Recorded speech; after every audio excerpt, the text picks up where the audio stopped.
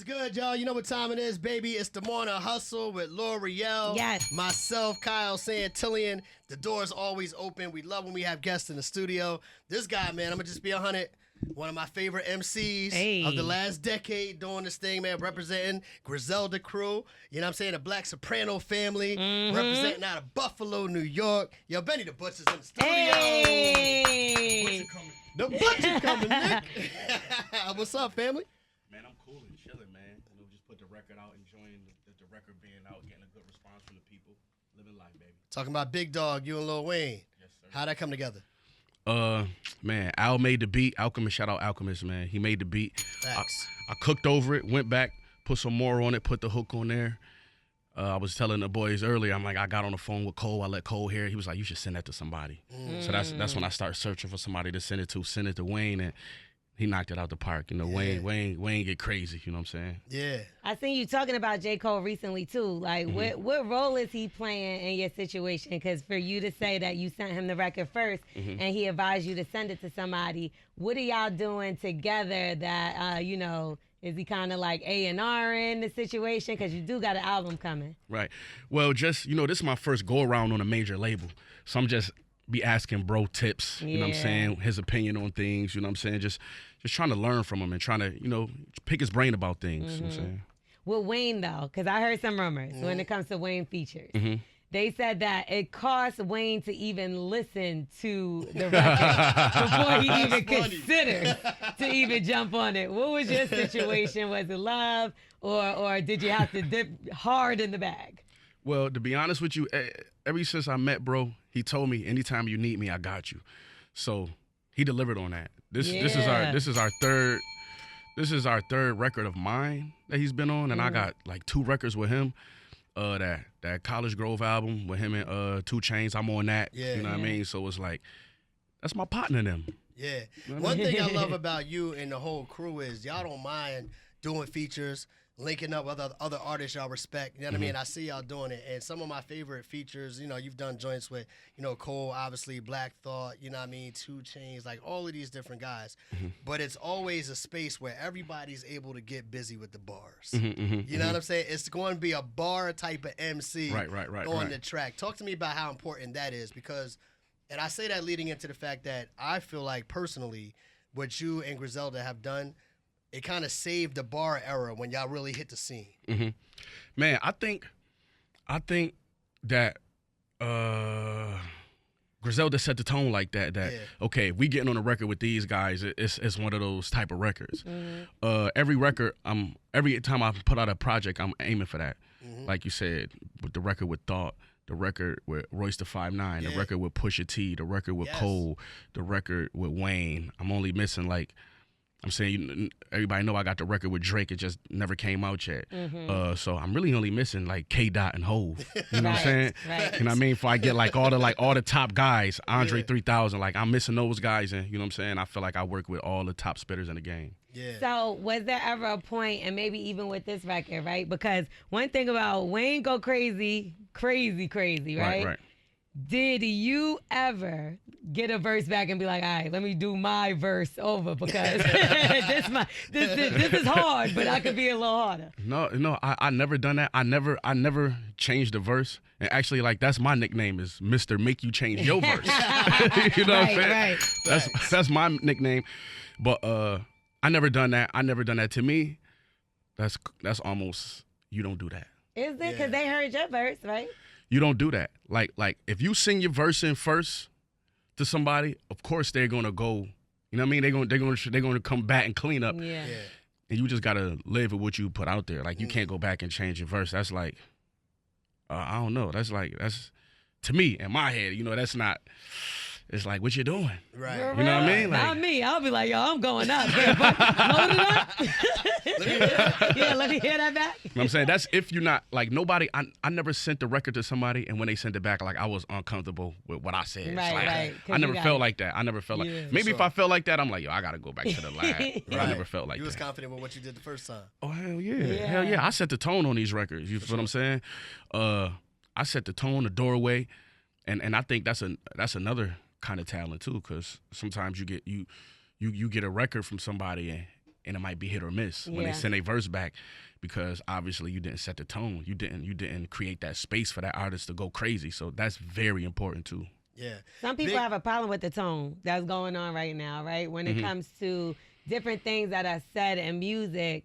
I know there's a guy, he goes viral often. His name is D1, right? And he called out Rick Ross, Jim Jones, Meek Mill the other day, basically saying that they have poisonous rap. So when it comes to, because obviously you live through certain things, right? And then some people look like, well, you made it now. You don't have to talk about that stuff anymore. Right. Do you think it is kind of poisonous to put it out there towards our people? I think it's poisonous when it's misinterpreted the same way. Well, with that record that I got with Wayne, on that record, I say, I came a long way from that brick of fentanyl. Yeah. And I heard somebody say, it's like, I like the song, but just not the fentanyl part. Like, you don't like me saying that I came a long way from that? Because a lot of people are dying from fentanyl. Exactly. You know, our people died and was fucked. I could cuss on here? I mean, you can. Okay. Yeah. Our people was fucked up over crack, and like, you know, we rapped about that too as well. True. You know, we lived through that too. So there's no secret that, you know, I'm from a neighborhood where, you know, that shit like that is going down. So it's no secret that the fentanyl epidemic been a little under fire, because it's white people who die. You know what I'm saying? Respectfully, it's white.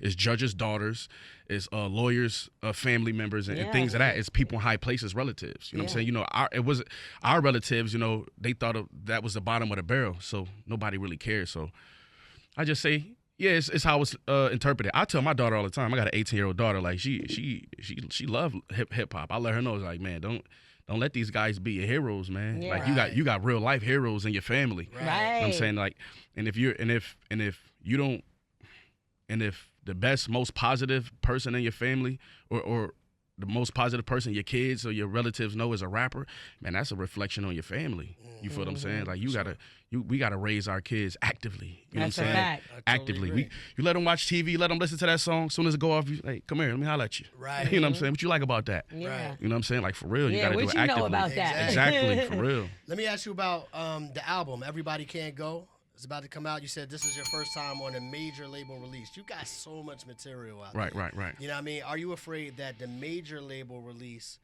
we always see people that have lived and survived and made their way on the quote-unquote underground circuit. And when they get that major label situation, then maybe there's too many hands in the pot, or there's different influences and it changes how the music sounds. Are you worried about that? Or what's your stance on how Everybody Can't Go is going to sound compared to what you've been doing? It's definitely going to sound different. And contrary to what people might believe, you know, nobody ever from Def Jam told me, like, no, say it like this or make this kind of music. Nobody told me nothing. They probably heard the album and was a little bit surprised, like, oh, okay, this is what you're doing. Right. You know what I'm saying? But they trust me, you know, and I feel like the fans should trust me too. Yeah. You know what I'm saying? If I say I got a song featuring Billy Ray Cyrus, just know it's going to be heat. I know that's you know what I'm saying? For sure. That's what I built my career off doing. You know what I'm saying? Is when your grandmother go in that kitchen and making them dumplings, we ain't questioning grandma, man. I'm like grandma in the kitchen with them dumplings. Yeah. You feel what I'm saying? Like, sure. I'm going to deliver. That's what my track record show, and I want the fans just to believe in my track record. And if the song and the music do sound a little different, because I'm trying to create a bigger sound. Right. Okay. I'm trying to extend the life of Griselda.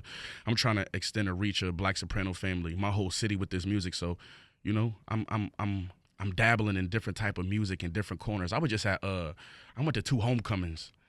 Which one did you go to? I went to Clark, and I went to where we go? I was at Georgia. Was I at Georgia Tech?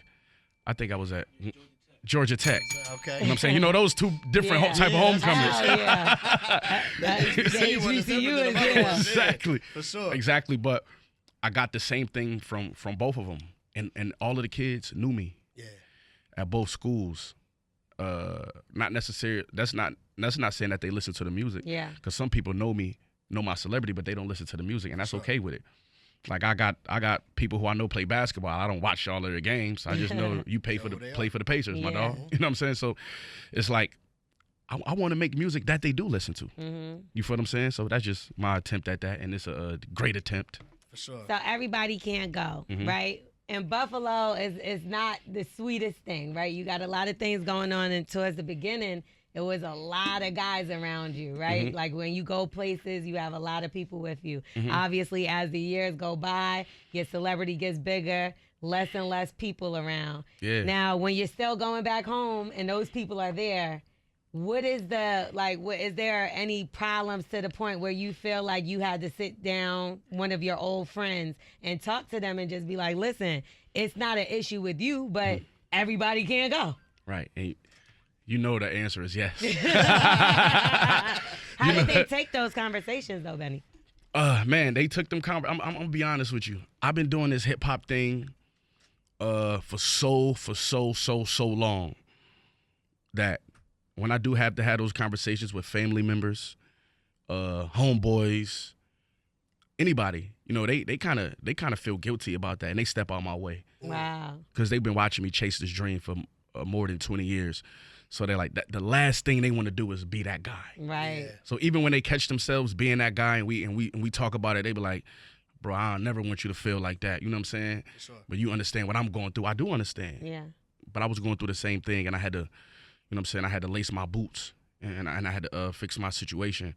But, man, you know, they stay out my way, and that's why I love my family and I love my friends, man. They hold me down and allow me to do this. Yeah, let you You know what I'm rock. saying? But And some everybody people- can't go, though. Some people go back home and then they get into trouble. Like you got the city behind you. So did you turn it around by having those honest conversations? Because even some people have done that and then they hold the animosity. Now when they go back home, they shooting at them. They got problems, you know? It's definitely come with a little bit of animosity when you tell that to people who really don't have your benefit in mind. Yeah. So once I see that, like, they only concerned with what I could do for them. Like, I really don't care how they feel after that. You know what Yeah. I'm saying? Because now we got that out the way. Yeah. I'm happy. Oh, you mad at me because I can't do that? Man, beat it. You know what I'm saying? Yeah. I don't care about it. And far as, like, I didn't mean to cut you off, but, like, far as, like, you know, because it is people who be salty. Yeah. You feel what I'm saying? Like, we got newfound fame. We got newfound money.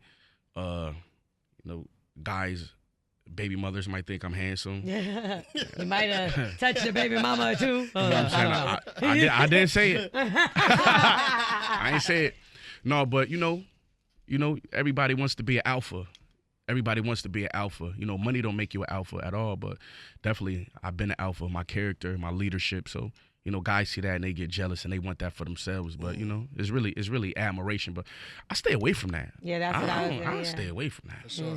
Now I gotta ask you, bro, in the name of like peace and hip hop and everything that's been going on, can we see a situation where we could squash the beef with you, Freddie Gibbs? Because you know there was a time when you guys were working together and y'all went through what y'all went through. But personally, I would love to see. Yo, we squashed that. We good. I got cursed out for asking this question. You gonna curse him out too? word? I want to know if you gonna curse him out. Lord. I sat back. Yeah. I was like, That was the because I ain't even put the question on here because I was like, I'm not trying to get cursed out My today. bad. I didn't know it was going to be a sensitive thing, but I just like to see the peace. I like to see the brothers come together. I thought I was gonna piece these niggas up one time, right? I was like, well, I'm just saying. I thought I was Farrakhan. Yeah. She's wild, man. But definitely, man, to me, it's squash, man. You know, Okay. I don't feel no type of way about him. He probably feels some type of way about me or not. I know that the fans, I know there's it's a big percent of fans out there like, man, y'all messed the music up. But man, to be honest with you, if I could do that all over again, it wouldn't go like that. Okay. I'm saying I'm gonna say that,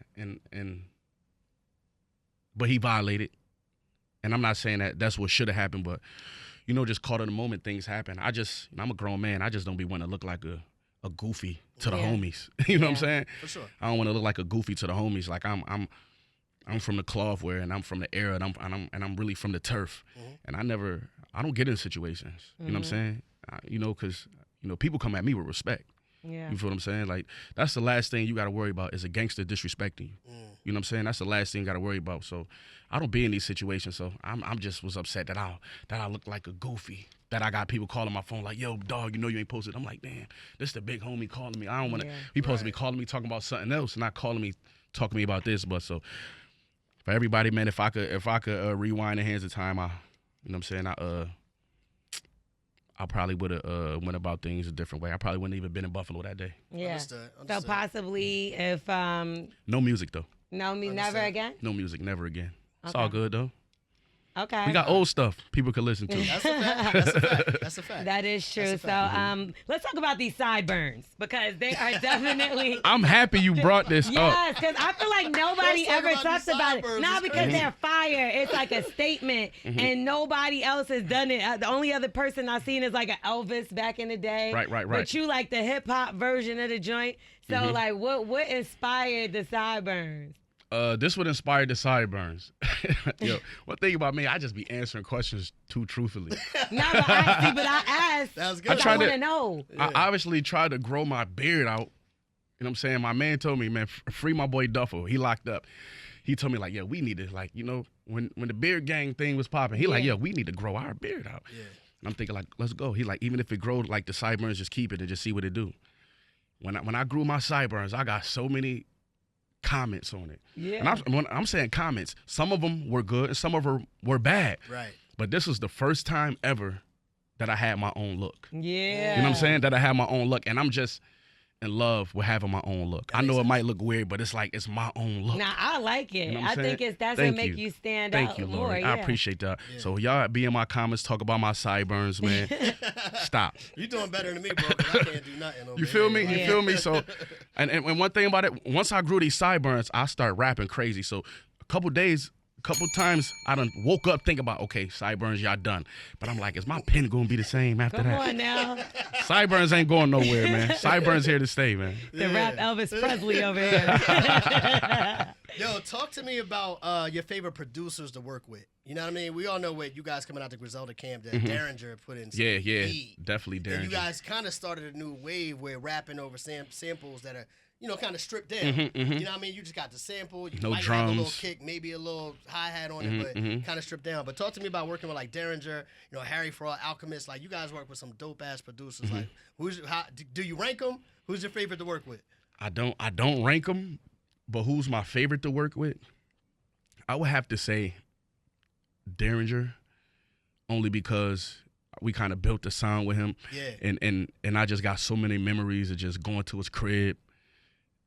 I mean, recording him at his crib. He had a studio in his crib. I recorded some of my best records in there. We recorded Fly God in there, and that's the album that helped propel us to this point. Yeah. But definitely Alchemist. Definitely Hit Boy. Alchemist. You know what I'm saying? Definitely Harry. Yo, Harry is like surgical at what he does. You know what I'm saying? And it's like they all got different methods, but it's all the same thing. Right. You know what I'm saying? I want to do producers know that. Like, y'all niggas think y'all different, but y'all all be doing the same Like, thing. nah, it's like this. You No, gotta for do real. this the real one right here. You like, all right, Exactly. fam. Play the beat. Yep. Definitely, man. It's like they all bring me the beat, let me cook. They pick the beat for me, and then all those guys pick the beats for me. Really? Yes, they do. So they kind of know that, oh, this sounds like Benny will kill this. That like You know what Hit Boy. You know he got a low voice. He be like, yo, you would kill this one. Yeah. Like, yo, you should Yeah. fuck with this. Yeah. He be like, yo, this remind me that whole song. You know what I'm saying? Fire. And then Derringer, his shit be like, he always referenced the songs. Him and Alchemist, they both reference the songs. They go, but like, yo, this sound like the one record we did. I say that to say, is they're both putting me in the mind of a killer. Yeah. They both put me in the mind of what we did before the first time. Yeah. So when they both say that, I'm like, okay, I know what this dude talking about. He want me to go crazy on this, like I went crazy on that. Right. Yeah. They both Right. set the tone. They all set the tone. So you mentioned Hove. That's how a lot of people are familiar with you, right? Because y'all linked up with Rock Nation. Y'all signed with Griselda to Jay.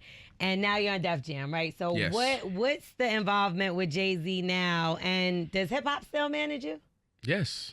Hip hop still does. The involvement with Jay is I'm still Rock Nation. Shout out everybody at Rock Nation, man. Mike, Nas, everybody over there. So they're man. well involved still in the situation. Man, hell yeah. Yeah. Man. This is my Rock Nation fan. I know that's Yeah. right. And I still need my chain. You need Wait, to you didn't change. get a Rockefeller chain?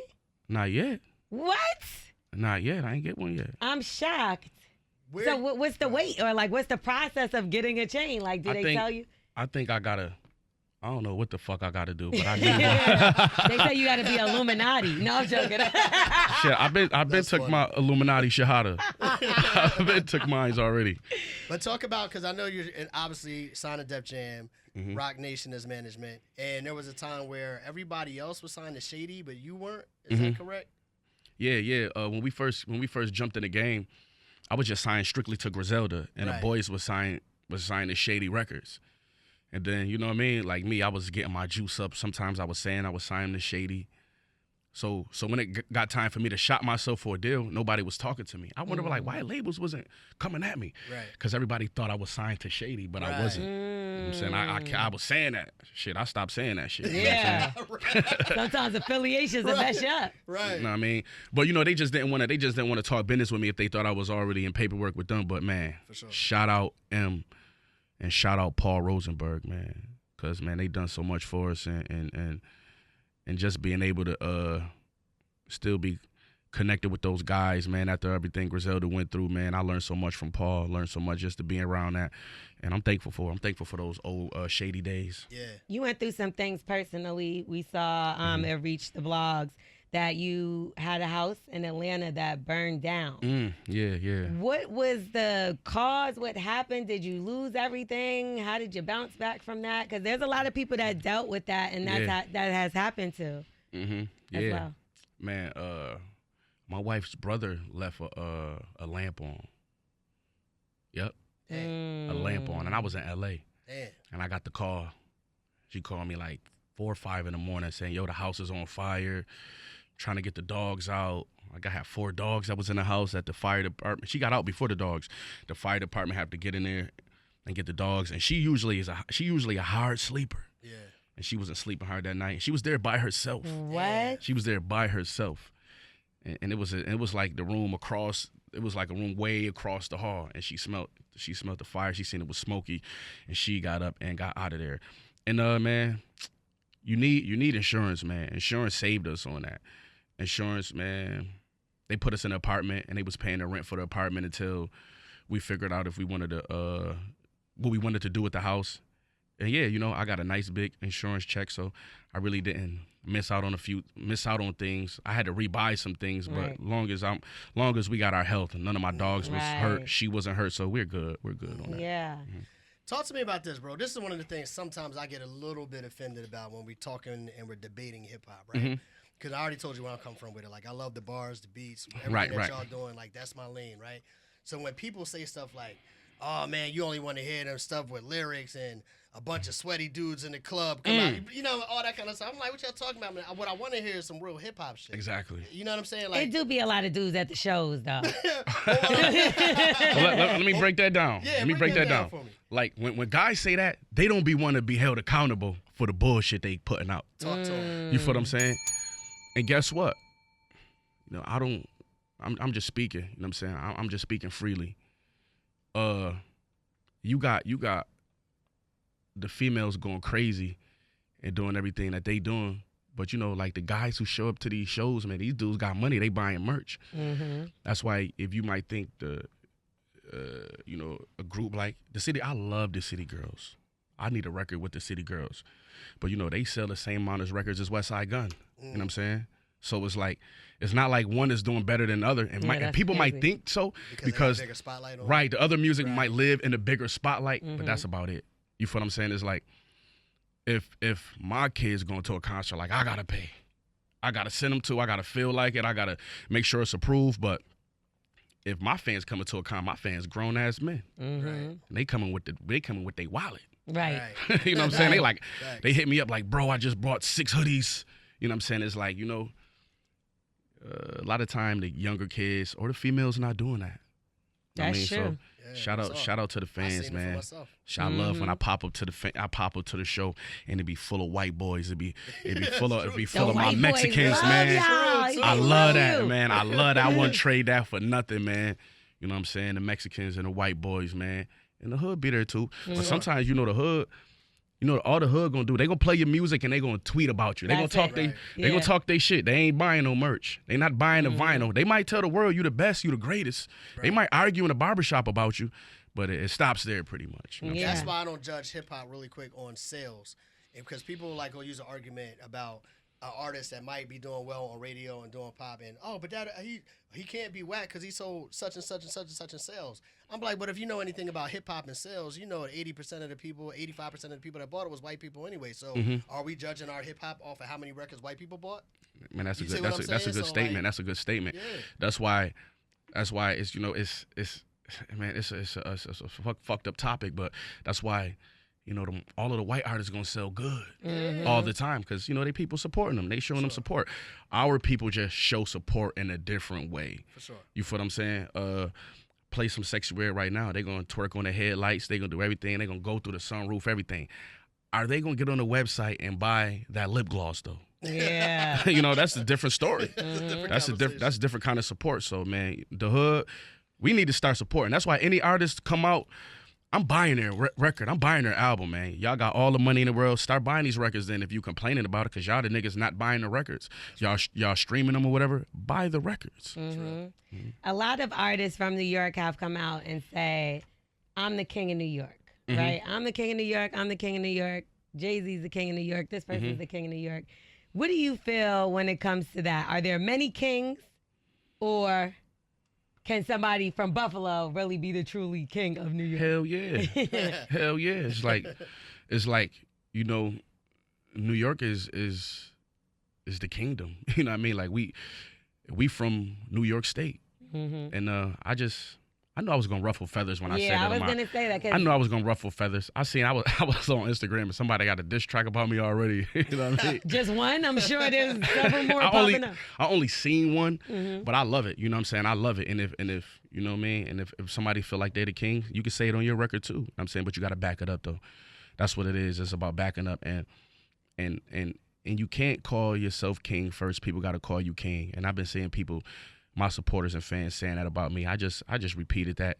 I ruffle feathers on purpose, and that's how I felt at that moment. And right now, at this moment, that's what I feel. Do you feel like because it's New York State and not New York City that maybe sometimes people kind of count that out and be like, well, that doesn't really count as New York City? Of course they do, but their opinion don't matter. You know what I'm saying? Anybody who say that Buffalo don't count, their opinion don't matter because as soon as I leave out the state, people think a nigga from Brooklyn. You know what I'm saying? That's true. People can't tell. You know what I'm saying? People really can't tell. Like they feel like the state is the state. Like people come to Buffalo they go to the city all the time. It's like, yo, I'm in your city. Right. You know what I'm saying? Like nobody never heard me say I was from the boroughs. Right. But they see how a nigga talk. They see the music. They see how I dress, and they give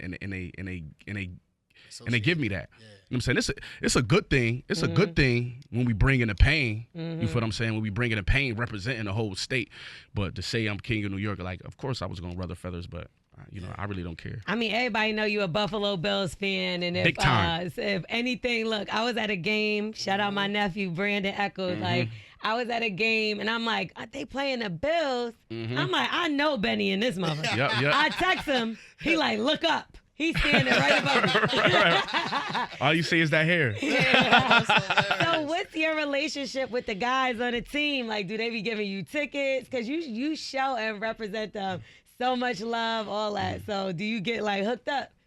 I do get hooked up sometimes, man. Shout out Deion Dawkins, man. You know what I mean? But not all the time because he, you know what I mean? He give tickets to his family. Yeah, you know what I'm saying? Yeah. But, man, definitely, man. I fucks with the team, everybody on the team. But I be buying my tickets. You travel to the game. You're a real fan. Because I don't got time for them to say, like, I don't got this many. I don't got no tickets this week. Like, I'm coming regardless if you got tickets or not. So, and that's another way that I, bond with my family. Take people to the games.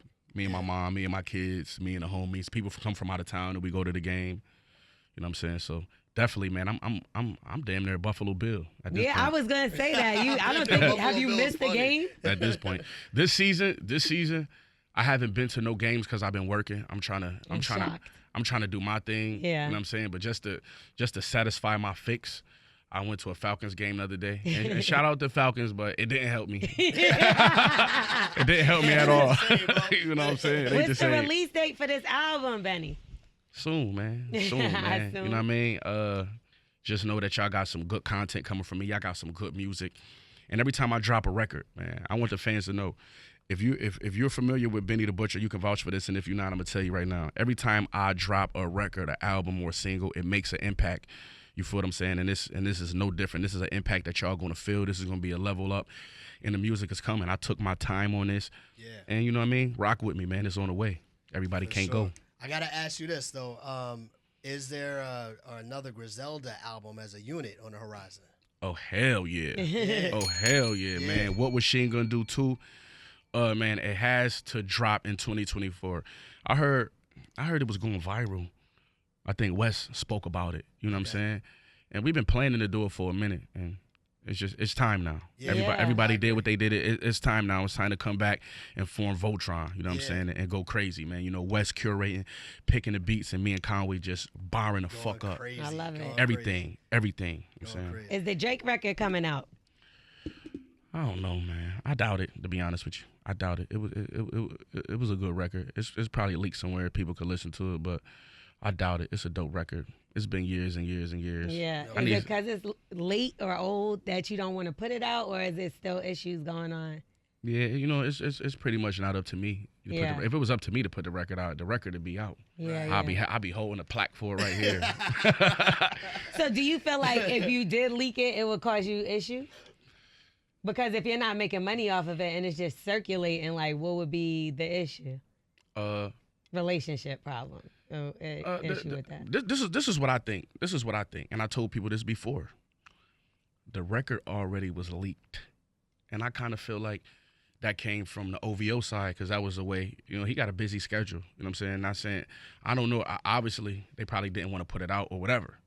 So when it was leaked, that probably was them like, put it out this way. Yeah. But then after it got leaked, you know, my people kind of pulled back on that, because, like, you know, this is a Drake record. This is, 40 producer. It's Benny the Butcher going crazy. Like, we want this to count. Prepared for that record. This has to go on the books. Yeah. You feel what I'm saying? But me, I could have let it live in that space too, because it's really, even if it's not on the books or whatever, it's about having a record out. You know what I'm saying? And it being a moment with underground and major hip hop meeting in the middle somewhere. You know what I'm saying? So, man, shout out Drake, man. No doubt. Yeah. Look, bro, we appreciate you, man. Thank you for sliding through, man. Hollering at us finally. Today. Want definitely. Everybody to go check out Big Dog with you and Wayne, and we getting ready for everybody. You can't go. As soon as you let everybody know when the release date is, we on You that can't too. go. You can't go to the release. Now, y'all could go. Y'all could go. I always wanted to come up here, man. I'll be watching y'all do y'all thing, and I appreciate y'all for having me. The Butcher coming. I tried to convince him to be a co-host one time. Remember, Benny? Yeah, I remember. It was too early for me. He